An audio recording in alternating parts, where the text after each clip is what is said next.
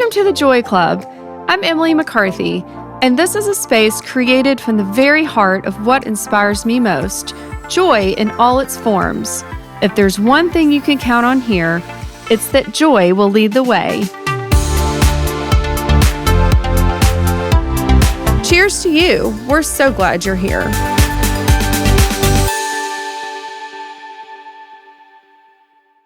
Welcome to the Joy Club podcast. I'm Emily McCarthy, and today I get to sit down with someone who has been behind some of the most meaningful images of my life and my brand. If you followed Emily McCarthy for a length of time, it's her work that you see in every frame. Kelli Boyd is an internationally recognized editorial photographer whose portfolio spans luxury weddings, lifestyle campaigns, corporate branding, magazine editorials, and so much more. Her work has taken her all over the world, but what I most admire is her ability to tell stories in a way that feels deeply personal. She doesn't simply take photos, she captures people. She captures emotion. She captures moments we didn't even realize mattered until we see them frozen in time. Kelli has become a trusted creative partner, a friend, and someone whose perspective I value tremendously. Kelli, welcome to the Joy Club. Thanks for having me. Well, we're going to start off with a cheers to celebrate you. It is your birthday. Cheers. So thanks for spending it with us today. We have a little Laurent Perrier for the occasion. I'm glad we get to do this on your birthday. Yeah, thanks. The story before the camera. So most people know about your work, but they don't know what happened before you were a photographer. So when you look back at your journey, what first drew you to photography? Because that's not where you necessarily started your career. So tell us how you landed there. So I've always been in photography my entire life. Like when we were kids, like I was always like playing photographer. We would do like fashion shows, and I'd be the photographer at the end and like pose my friends all in the yard, and we would oh my God, I'm obsessed put different with this. outfits Did on not and know stuff. this So, about you. yeah. So it's always, I feel like, been there. It's just kind of took me a minute to get there, but yeah, professionally. yeah. What were you doing before you started your photography business? So I was in marketing for college as far as my degree goes. So right after college, I went and did market research in Atlanta. We did focus groups. So we were in like new product development, which I think that kind of tells the story of like why I end up liking what I do as far as like collaborating with different brands.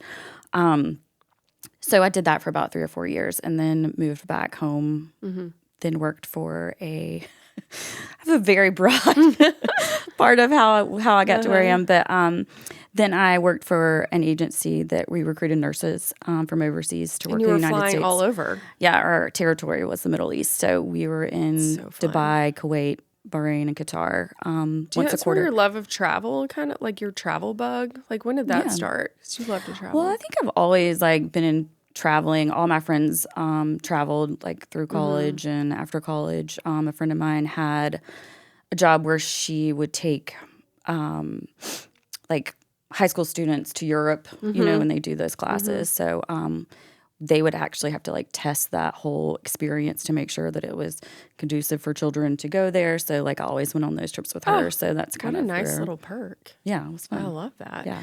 The marketing side makes sense because if you know Kelli, you know that she always comes with like ideas. She wakes up in the morning and she's sending ideas.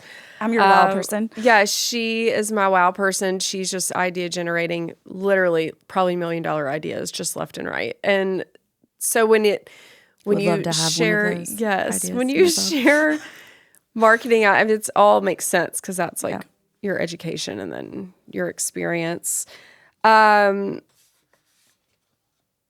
Who were some of the people who believed in you before everyone knew Kelli Boyd photography? I mean, I think you're a big component of that, honestly. Thanks, friend. And, you know, I feel like I have a great network of friends and family that have always been backed by me and always said, like, you can do this. My father was always somebody that was like, never work for the man, always work for yourself. You know, they always own their own business. So that's kind of where that came from. He was like, you can only if you're failing, it's because of you. If you're succeeding, it's because of you. It's not because you're holding on to someone else's coattails. So wow, that's kind of great like advice. why I ended up doing it. Yeah. Of course, I did work for somebody for about 6 years before I started my own business, which was great, kind of helped get the back end of like how a business runs, like my parents were always like, you're not going to be a starving artist, going to go to school for business, going to have the business degree, that type of thing. It was never like the art school that everybody wanted to go to. Yes. I think that so was I a think I concern of did my like parents, business too. Yeah. I'm like, what are you gonna do? My dad was like, what? Don't you want to like go to law school? Or I'm like, no.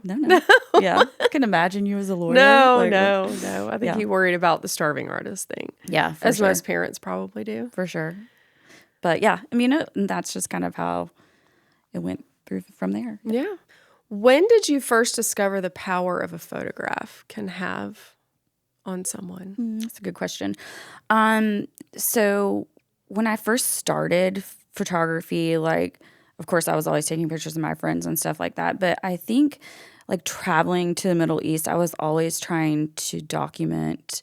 I mean, aside from me being there working, like, what was happening in a moment. Like, freezing time, I think, is more of, like, how I see my job. Like, something that somebody can never get back, like, that I've learned a lot more. Like, actually, when I take pictures now, I try and keep that in my mind of like, what would I want, like once everybody's gone, like your parents are passed away, your grandparents are gone, like what is the memory that you want to hold on to that? Right. So I think it's more memory focused than it is anything of like, what would I want? And then I try and find what someone else would want. That's got to be a hard balance of like, say what a client is expecting to get out of like the deliverables from like a wedding. Like I want to make sure my dress is captured and this and this. And that you have to get all those like shots, but it's interesting to hear a perspective of that's not really like your end goal. Your end goal is to freeze those special moments that they probably don't even remember happening because the day is such a blur, like in regards to wedding photography. Yeah. It's hard. There's so many facets to a wedding, as far as like how the day progresses. And it started, if you think about wedding photography, it was, starting with film, it was, you got 150, 200 images max, right? And it was like a portrait of you and your new husband, some family pictures, and maybe a cake cutting picture, and you're kind of done. Now it's like a big production. It's like a whole, really 12-hour day just on a wedding day alone, not to mention like other subsets of parties and events. So it's a lot to take in, and then you think about like everybody wants that like snapshot for their reel or for their Instagram. So you're like, what are those 12 moments that are important to them? They may not be that important to me, when it comes to it. I always laugh because you think about like the memories and pictures that I want to post. And then what someone else picks out of it, you're just like, oh, I never would have chosen that. But right. Everybody has a different view on like what they feel like family is the best. Pictures. Like you have to get them all, but like everybody hates them. Yeah, right? no. What is anybody even doing with them anymore, other than like putting them in the album and putting them in the cabinet? Like, it's not the ones you're posting and you're framing. You love the more artistic ones that are capturing those moments. Yeah, but I think at the end of the day, I feel like they're important because like once you feel like those people are gone, then you're like, well, where's it? I never have a picture of my grandmother. Yes, but I think there is a way to make those be memorable and things that you want. I try and find a way to where it's like, instead of putting everybody in a line, like, what can we do? Like, I want you to look at your grandmother instead of like everybody looking at me, like that kind of like glimpse of like how you interact with people, I think is more what I'm looking for versus like the standard, like, Instagram post photo that that everybody wants, which you take them because that's what they want. But what do you think makes a great photograph? I think emotion. Driving emotion. I always think about when I'm taking emotive pictures, like what's that going to look like in black and white? Because that's where my go-to goes when I think about emotion and like, or like what's important to somebody. When I'm especially like geared towards weddings, like I try and have a conversation with them. You're like, what's the most important aspects of your day? Like, what are you looking forward to the most? Like, so then I try and capture those types of moments for them versus making it about me. Like, right. What is something that you've learned spending your whole career, like literally watching and observing people? No two moments are the same. You know, everybody has different goals of like what they think is important. And I think I had to get out of my head for a little bit and know that it's how they want me to perceive their moments instead of me trying to make something cookie cutter for them. Like they've told me like, I want a picture here, here, and here. And then I'm trying, but they in turn want my vision of what they're telling me. So I think that's kind of where that lands. It took me a minute to figure that out though. Yeah. Where your work has taken you across lots of industries. So we know you're in weddings, brands, editorial. How have you navigated building a career that continues to evolve across industries? I think part of it is that I'm always like, what am I going to be doing in 5 years? What am I going to be doing in 10 years? I think with weddings, I think at some point you kind of age yourself out of it. As far as even just from a body perspective of not being able to like carry all that gear around all day. Like, right. So yeah, I mean, hard. I definitely am like have wedding hangovers. Kind of like I have right now from a Yeah. wedding that I did this past weekend. Yeah. I think it's a physical job. And then I think it's just evolving into like what you like to photograph. You know, I started doing a ton of family portraits. I don't really do that anymore.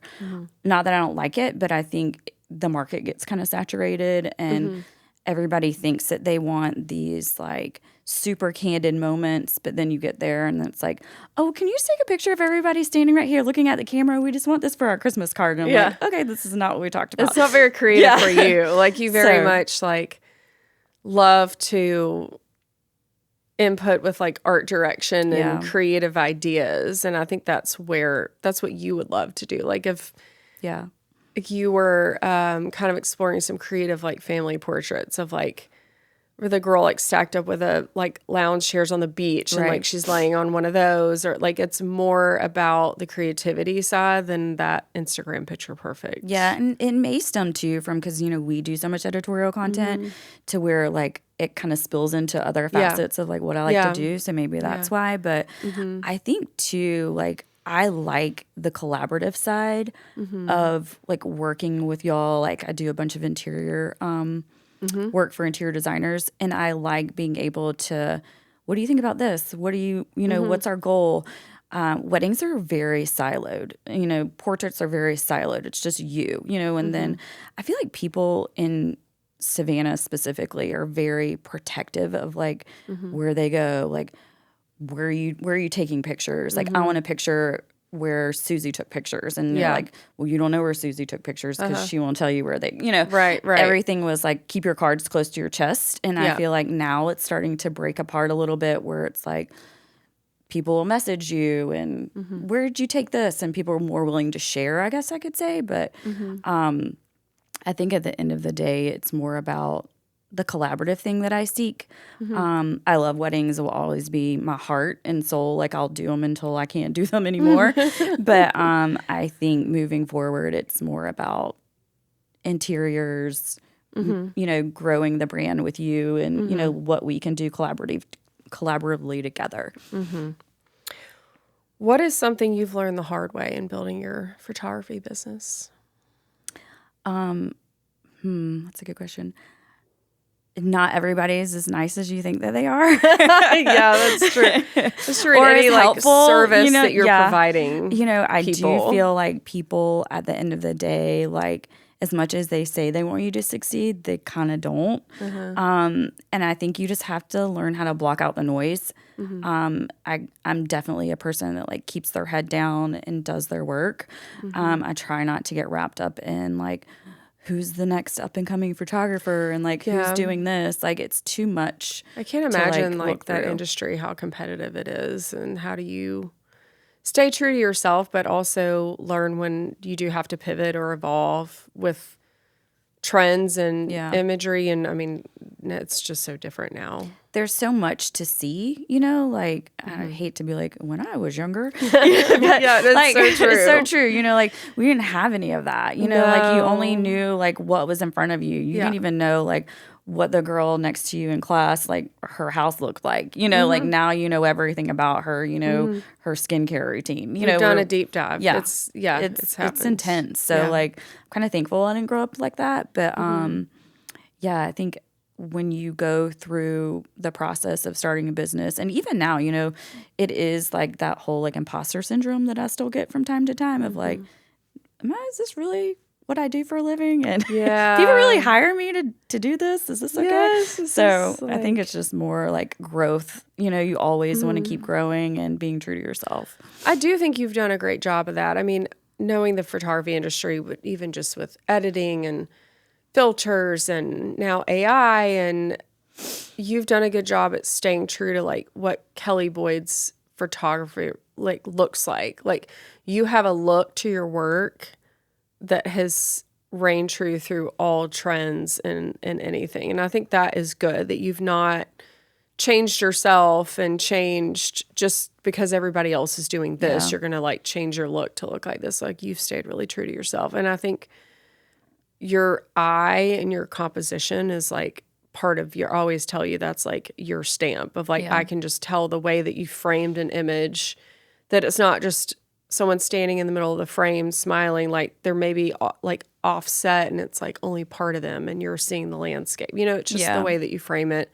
It's more about the surrounding than it always is the subject matter, which I think is just how you approach it. Well, I think too, like if you think about the sheer volume of images that like you get from a shoot, from your side, from an editorial side, and even from a wedding, you're looking at hundreds, even thousands of images, and you're like, what's happening here? Like I want to tell a story, and at the end of it, like I want it to be art. I want people to like print their pictures and frame them. Like if they could frame one, like what's it going to be? It's probably not going to be 19 pictures of them like just super tight, of like where their face is. They want to know where they were. They're paying all this money to get married in these beautiful spaces, and same for you. Like you go to all these beautiful places to take pictures, so it's like you want to see the environment around you and like the experience. Or it could just be anywhere.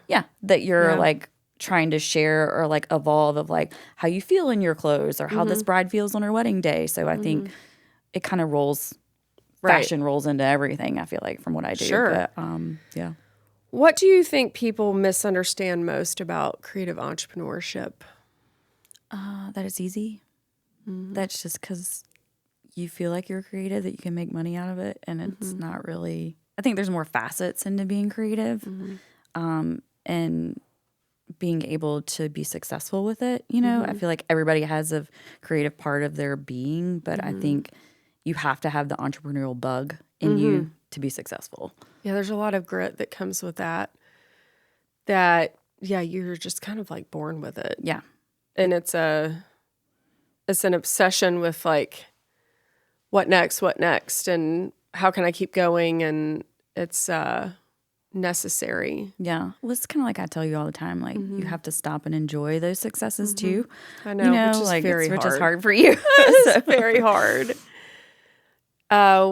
We were saying in another podcast about when we finished this big project of our headquarters we're sitting in, that I was like, okay, what next? And I'm like, no, let's sit and enjoy it. Yeah. It is, because you're already on to the next thing. And I think in fashion, as you see, when we're doing shoots, we're shooting things that are not launching for maybe like almost a full year. Yeah. So it's hard to like, when those collections finally launch, it's hard to like celebrate because we're like, oh my gosh, we've looked at this 19 times like for months. So it is hard to do that. Would you say the challenge comes in just wearing so many different hats? Like for you, you're, project managing like a timeline, you're thinking about things creatively, you're working on the admin side of owning a business. Yeah. I mean, my dad always said like, do what you do best and outsource the rest. So I try and keep that like motto to myself, like of course, you try and figure it all out when you're first starting your business because you're trying to be scrappy and save money and all those things. But like,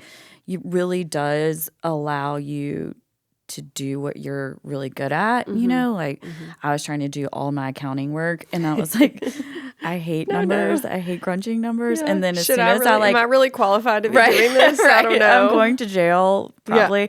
But as soon Yeah. as you like pass that off, you're like, it's such a relief, and you feel like, how am I ever going to afford this? But for some reason, it all works out. Like the money comes when you're doing what you should be doing. That's such a good point. And I think, yeah, you're right. When you start out, you are scrappy and you're having to do it all. And I think learning when to start letting go of those things is also a challenge of like when you can let go of that control and trust someone else, like finding people that you really trust with very important parts of your business. Well, you're so good at too, you know, as far as when it comes down to evolving your brand, you know, you're very big risk taker. You know, you're like, let's just do it.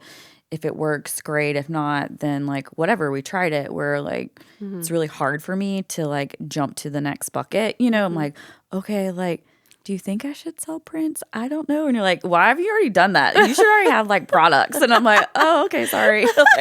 Because I know you were so capable, and I know you get it's just so scary. nervous. You know, It's like scary. And I'm like, 15 yes, years of in. course. Like you should. Everybody will buy them. It's going to be great. Like, but it is interesting to see like you've built a business for so long where there's still times when we're like nervous to take absolutely a the step risk. and a risk, and it never gets easier. No, and not at all. No matter, if anything, maybe harder because you know what really could go wrong. Yeah, exactly. Well, you know, like when we started the dry bar with a couple of friends of mine, you know, I'm like, oh, Savannah needs a dry bar. It's going to be amazing. You know, it'll fold into weddings. It'll be great. And I think like 3 people came for like, we finally just closed it. But you know, it's like, you can laugh about it now, but like when it was happening, you were like terrified. Where and you're is scared, and you're like, everyone? we're going to lose all this money. And like, what are people going to think? You had a failed business. Like, I think that's like failure is part of that too. Yeah. You know, not wanting to be the failure. But I think you have to not see it as like you're failing. It's more about like what do you we tried it. feel No like big you deal. learn from that experience? What And do you no think one cares. You No. know, honestly. What do you think you learned from that experience? Like that could apply to any kind of failure? Like what's I think just trying something, and then I think the hardest part is knowing when to let go. You know, like you keep grinding and grinding, and you're like, we're not making progress. And the business partner that I had at the time, she was like, we got to close this. Like, this is not thing. And I was the one that was like, no, we haven't tried it long enough. Like, we got to keep doing it. And she was like, no, like this is time. And like, thank goodness, because then like COVID hit and we would have been stuck with that lease and like all of, so I mean, like, I think timing is the most important part. And it sounds like having a good counterpart too, to help you make those tough decisions when it's a little hard to see like clearly. And I think it's easier too when you have someone with you, you know, like a collaborative partner. That's what I'm saying. Like weddings are so, what I do is so siloed. And that's why I think I love like the whole creative space of doing things with you and other people. What is the part of your work that people don't see? The hours and hours of editing that I do. There is a creative process to what I do, I feel like, too. You know, like of how I approach a wedding, like prepping for a wedding, prepping for a shoot with you, prepping for interiors, and just trying to be the most streamlined and efficient. You've worked with so many brands over the years. Like, what do you think helps a brand stand out the most? I think their uniqueness, you know, like what is the brand bringing to the table? And that's what I try and pull out. Like when we're taking photos, like you like to show like how people feel confident in their clothing. So like that's what we try and gear our photo shoots towards. So I think it's just more about like what their goal is. Like I always want to make sure that I'm not pushing my own agenda on someone else's work. You know, like that's kind of why like I've never really camera forward in anything because it's not really about me. It's about what I'm capturing for someone else. So I always want to make sure that that is forward thinking when I'm actually doing something. So you photograph so many women in business, so like interior designers, you work with wedding planners, obviously behind the brand of Ours and other ones like it. So what do you think you've learned the most from just like women in business in general? Like what are you witnessing from like the outside, even though that is what you are, but what do you witness with working with other women? I think it's more like confidence. I'm not the most confident person in myself, so I love being able to see confidence in others and knowing that taking risk and doing what you love is kind of what makes people successful. And being able to be a part of that is actually what kind of like moves my needle a little bit and make sure that like, well, if they can do it, I can do it. I just have to keep persevering on. So, Well, at the Joy Club, we always make time to talk about joy. yeah, What is bringing you the most joy right now in this in this very this second. very season of the year that you're in right now? Like what could be something big or little? I think for me, it's more like clarity in my business and like where it's going. You know, you never really know. I always trying to have like 3 buckets of business, you know, as far as what I'm doing. And I think being able to see ahead, like I said, I'm always 5, 10 years down the road, and having that clear vision brings me joy, and knowing that like I'm on the right path and that I'm moving forward, making hard decisions, and knowing that that's what's right for me.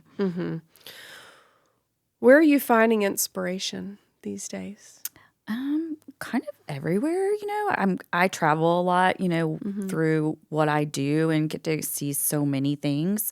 I think just seeing the everyday lives of people and like what makes them tick, I think is what kind of draws inspiration. I would also add, I think you get a lot of inspiration from just fashion in general and interiors. I feel like that's what we're always sending each other. Right. We both are like that, of just sending like anything cool that we see. Yeah. We're always like sending it back and forth. Like, And it seems like there's always like, I think with fashion, it's like trends we were talking about earlier, like how things always like come back full circle, and knowing like what was old is now new again, you know, and like how you reinterpret that to make it fresh. yeah. So I think that's kind of what's fun.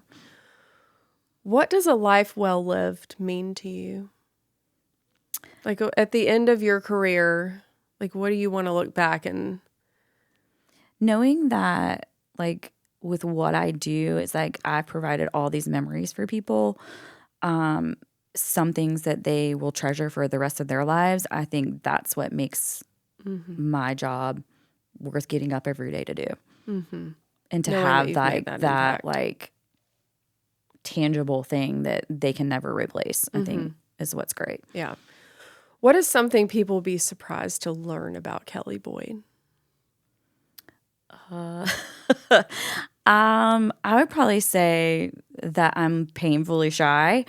Like this is really hard for me to The do. girl behind the twilly. Right, yeah. I am kind of an introvert extrovert, you know. It's almost like when I go to shoot weddings, like it's like an alter ego, like because that's not really me, you know. Everybody's like, "Oh God, you're so direct," and I'm like, "That's like my alter ego." Just like I live and breathe a timeline when it comes to a wedding day, so I'm like getting there for that planner just to make sure like my goal is to get them to their party. So I think that's kind of why I tend to be like drill sergeant, but I think like I'm not really somebody that likes to be in front of the camera by any means. That's why my career is behind it. Yes, I know. Well, we're going to move on to the last pour. You spend your life helping people see beauty, so I'll leave you with this.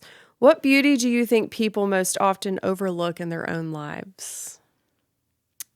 I think more who they are as a person. You know, I think we get so involved with ourselves, with what we see, and like trying to make sure that we're perfect, but we're already perfect. You know, God made us perfect. So I think at the end of the day, we just need to trust like what we have, and that we should be thankful for what's around us and what's given to us. Oh, that's great. I love that. What is one lesson photography has taught you about being human? There's no quick fix to anything. Yes. Very You know, true. like, so I think at the end of the day, you can only do what is given to you. Mm-hmm.